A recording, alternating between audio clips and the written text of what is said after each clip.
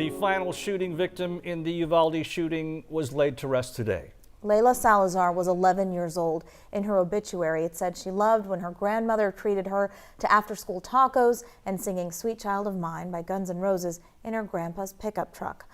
All 21 victims have now been laid to rest, but the investigation into the May 24th shooting continues, and a special legislative committee is in Uvalde interviewing witnesses in that school massacre. Well, the goal to get a better grasp on what happened that day and see if any policy changes need to be made. Investigative reporter Cheryl Mercedes is there covering the hearings. And Cheryl, that's got to be so difficult for the people in Uvalde.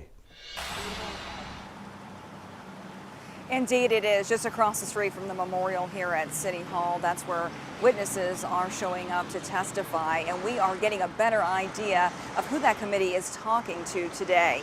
One of the witnesses included the principal of Robb Elementary School, Mandy Gutierrez. She was one of several people who arrived today at the council chambers. She and her attorney sat before the legislative committee, ready to give her firsthand account. Also being interviewed today by the committee, the director of student services, the maintenance director, a janitor, and the consolidated school district superintendent himself.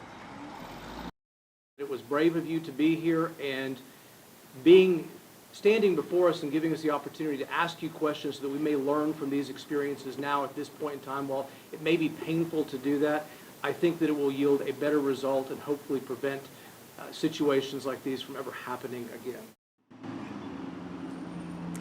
Testimony wrapped up today around 5 o'clock. The committee is set to reconvene tomorrow morning. The chairman noting this randomly in his comments today, in his closing remarks, saying that there is a question mark on whether or not the Uvalde Police Department will voluntarily visit with them.